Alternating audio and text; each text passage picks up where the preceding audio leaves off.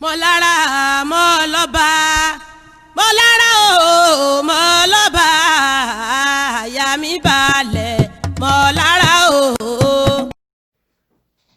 Aburu Aboyeô aos seguidores de Fá, Mojuba aos seguidores de Orixá, olá a todos que são simpatizantes dessa cultura magnífica que é a cultura de Orixá. O tema proposto de hoje, para a gente fazer a nossa abordagem, é falar sobre a cultura de Orixá como uma herança matrifocal. Antes da gente falar de matrifocalidade dentro do contexto espiritual, em específico dentro da cultura de Urubá, que é a cultura de Orixá, é importante a gente buscar na historiografia do continente africano a importância, a relevância da figura da mulher. A gente vai descobrir, fazendo essa pesquisa, que existiram uma infinita listagem, né, de mulheres que foram líderes de clãs, mulheres que foram guerreiras para defender seus grupos, mulheres que foram grandes governantes, isso desde o Antigo Egito, lá em Kemet, né, e indo, né, e olhando para todos os reinos, todos os impérios do continente africano. Então, a mulher ela tem uma importância, uma significância muito influente no contexto político, no contexto social e inclusive religioso, que é o nosso propósito nesse debate. Então, desde os anos 80, a gente tem pensadores, antropólogos, filósofos, pesquisadores, né, que seguem a linha da ideologia da afrocentricidade, ou seja, entender o sujeito africano através de aspectos culturais do seu continente, da sua cultura, e não utilizar de artifícios culturais ocidentais para fazer a ontologia do sujeito africano. Alguns pensadores, como Sheikh Anta Diop, as antropólogas Ife e a antropóloga Yorunke, são antropólogas nigerianas, vão nos trazer alguns aspectos que vão nos possibilitar essa analogia da matrifocalidade, né, dentro da espiritualidade. Então, por exemplo, o primeiro aspecto é a matricidade e a uterocentricidade. O que é esses aspectos? A gente tem que entender que no pré-colonialismo, né, antes da chegada dos europeus dentro do continente africano, né, o modo de vida ele era aborígene, ele era indígena, né, dentro da sociedade africana. Então, a gente vai entender que o costume dentro da sociedade, a imagem do homem era aquela figura que tinha que conquistar novos reinos, novos lugares, dominar novos locais, lutar contra outras tribos, fazer pilhagens, fazer saques e caçar. Então o homem se ausentava da tribo. E naturalmente nessa ausência do homem, né, do homem jovem, o homem produtivo, o homem ativo, a mulher naturalmente ela ganhava a responsabilidade, né, de educar aquela sociedade, de liderar, de defender, de alimentar e até cuidar do princípio espiritual daquela comunidade. Um outro aspecto é o aspecto divino da mulher, né, no contexto da formação social. Né? Então, a mulher ela era entendida como divina, né, porque, na verdade, a mulher ela proporciona, né, a gota ancestral àquele indivíduo, né, transformando o esperma do homem, né, no indivíduo e trazendo esse indivíduo à vida. Então, a mulher ela tinha uma importância também divina, né? Então ela era muito respeitada, muito admirada, né, muito respeitada nesse sentido. As mulheres também, frente às ameaças às suas comunidades, como elas se tornavam responsáveis por aquela comunidade, por aquela tribo, enfim, elas acabavam também assumindo o papel de guerrear, de lutar, de defender contra as ameaças estrangeiras, né, de outras tribos, outras comunidades, enfim. Então elas frenteavam, né, muitas vezes, ou lutavam junto aos homens para defender os propósitos da continuidade daquela comunidade. As matriarcas, né, as mulheres mais idosas, né, da comunidade, elas acumulavam ao longo da vida conhecimentos, saberes filosóficos, teológicos, sabiam manipular as ervas, os minerais, fazer o uso da natureza em benefício da saúde física, do bem-estar mental, enfim, né, da harmonia daquela sociedade. Então aí, mais um aspecto que a gente remonta à questão da matrifocalidade dentro do contexto religioso, né? Um outro aspecto é a matrilateridade. O que é matrilateridade? A gente tem lá na primeira fase, fazendo lá a busca na historiografia, né, do modo, do comportamento do indivíduo no continente africano, a gente acaba descobrindo que os homens eram bárbaros, sim, como comentei anteriormente, né, e eles também tinham um comportamento promíscuo. E aqui eu não falo no contexto de julgamento ou de visão cristã, né, aquela questão pecadora, mas sim era algo comum, era do costume. Então eu via muita troca de parceiros sexuais. Então muitas vezes nessa troca de parceiros a gente não conseguia relacionar se um determinado indivíduo é filho de um homem X ou um homem Y. Então a única coisa que garantia o nome daquele novo indivíduo na sociedade, o status social, a descendência, né? Até a questão hereditária do comando ou liderança, enfim, vinha a questão da relação, né? Da maternidade. Então, a maternidade é o que dava, né, a posição, o status, o contexto daquele indivíduo dentro da sociedade. Então, é o outro aspecto aí que remonta à importância e à influência da mulher. Mas o que é importante a gente salientar? Que a senioridade também era um aspecto determinante, né, do princípio organizador dentro de uma comunidade. Então, as pessoas mais velhas, elas tinham por excelência, pelo acúmulo de saberes, pelo conhecimento, em poder liderar uma comunidade. Então não era tão somente uma questão de gênero, né? Então não era tão somente o homem é que tem que ter a liderança da comunidade. Não, a mulher, por ser a mais velha, ela também pode liderar um grupo, né? Ela também tem competência para isso, ela tem habilidade para isso, né? Então, por exemplo, dentro da sociedade urubá, né, o Agbalaba, que é a pessoa idosa, então, nesse caso, se for uma mulher idosa, ela também podia liderar aquela tribo, aquele grupo, aquela sociedade, sem problema. Então, a gente buscando lá na historiografia, a gente acaba descobrindo que alguns termos, né, como por exemplo, Iao, que é esposa em Yorubá, e Oko, que é marido em Yorubá, hoje utilizado dentro da estrutura social, a gente acaba descobrindo que lá na pré-colonidade, né, lá na pré-colonização, né, na estrutura social, Okó se referia àquele grupo, né, consanguíneo à figura da mulher naquele grupo familiar, né? Então, estavam ligados ao grupo matriarcal, né? E o Iao estava ligado ao grupo consanguíneo ligado ao marido, ao homem dentro daquele grupo familiar. Então aí, após a colonização, isso foi remontado, né, conforme a ideologia patriarcal, onde Okó significa o homem, o marido, e Iao, a mulher, né? Então, a gente tem uma sobreposição, porque no patriarcado, na ocidentalização, o homem tem domínio sobre a mulher é inferior ao homem. Bom, como surge, então, essa questão, essa ideologia do patriarcado dentro da comunidade urubá?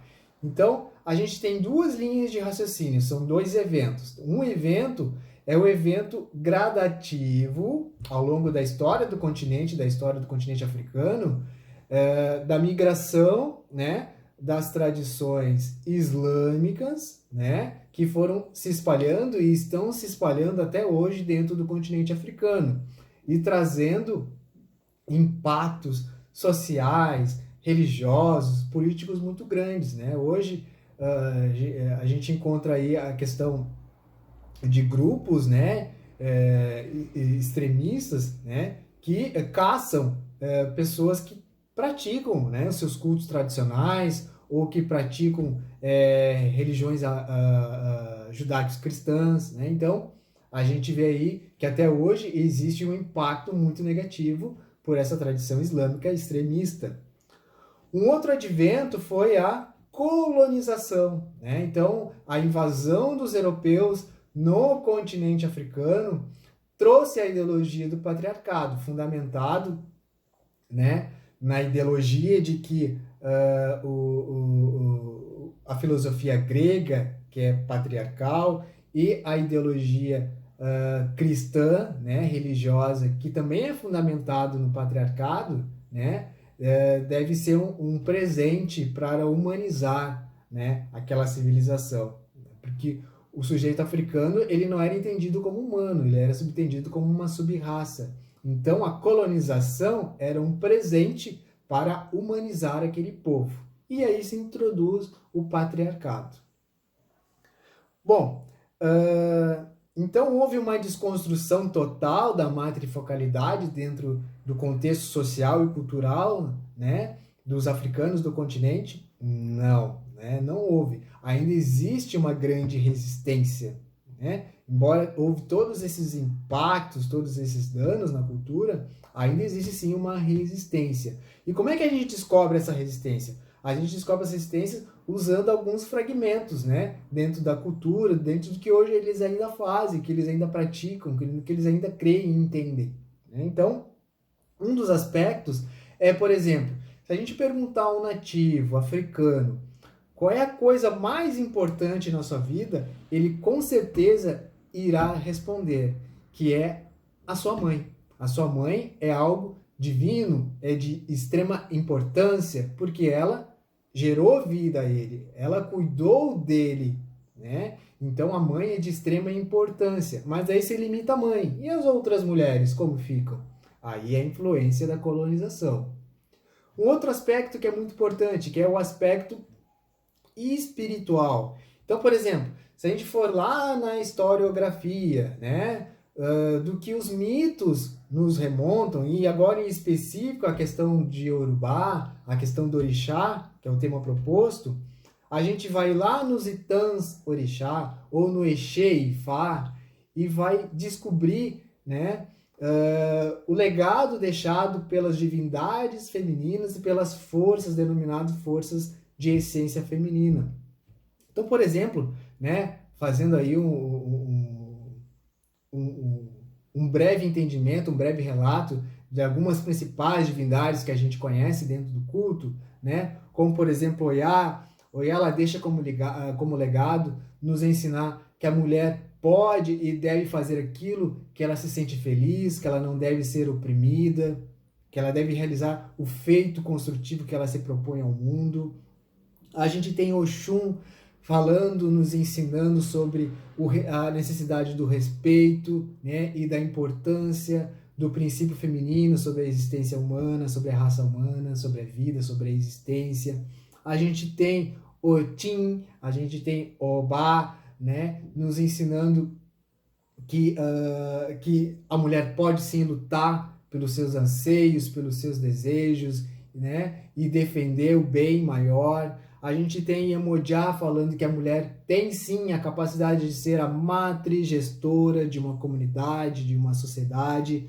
A gente tem Nanã falando do potencial da mulher em ser organizadora, colocar as coisas nos seus devidos lugares para trazer harmonia, o crescimento e continuidade de um grupo. A gente tem a Core, né, nos ensinando que as pessoas rejeitadas, as pessoas que são marginalizadas, abandonadas dentro de um grupo social, elas devem ser abraçadas, né? Elas devem ser adotadas, devem ser compreendidas. A gente tem a Dje nos ensinando que a gente nunca deve inferiorizar, né? Desvalorizar, criar preconceitos com aquilo que é diferente. A gente tem Euá falando do apreço, da importância do bom comportamento, do caráter humano. Então a gente tem esses legados deixados pelas divindades, né? Que vão possibilitar, né? E influenciar espiritualmente a transcendência desses indivíduos, né? Então tem uma extrema importância, tem uma extrema influência das divindades femininas dentro do contexto, né, cultural e social, comportamental dos indivíduos. Bom, então, fazendo aqui o uso do aspecto da teosofia, né, como herança cultural, eu quero relatar para vocês que em alguns momentos, né, infelizmente, eu já escutei uma abordagem, né, onde desconstruía a influência da mulher, o poder da mulher, né? Então fazia uma exclusão, né, da mulher dentro do contexto espiritual do culto do orixá. Então, por exemplo, eu já escutei, por exemplo, assim, alguns contextos, né, por exemplo, ou indagações, por exemplo, Jorge, o culto de Egungun é um culto machista, a mulher não tem vez. Por exemplo, o culto de Ifá, a mulher não pode explorar o seu potencial sacerdotal. Ou como, por exemplo, no culto de Eledé, ele é um culto matriarcal, mas ainda existe a presença do homem para saber o que a mulher está fazendo ali dentro daquele culto. Enquanto, na verdade, por exemplo, no culto de Ogum, que comentei antes, ele foi remontado, ele foi estruturado por mulheres. E mulher, sim, pode praticar e deve praticar. Inclusive, a gente diviniza as mulheres também. A gente tem o culto de Fá, onde a mulher, a sacerdotisa de Fá, ela tem responsabilidades também. Ela também é sacerdotisa no culto. Então não é tão somente de homem, né? O culto de Eledé, ele também tem esse aspecto da influência, do potencial, das responsabilidades femininas dentro do culto. Então ele não é também querendo ter um domínio masculino sobre o culto.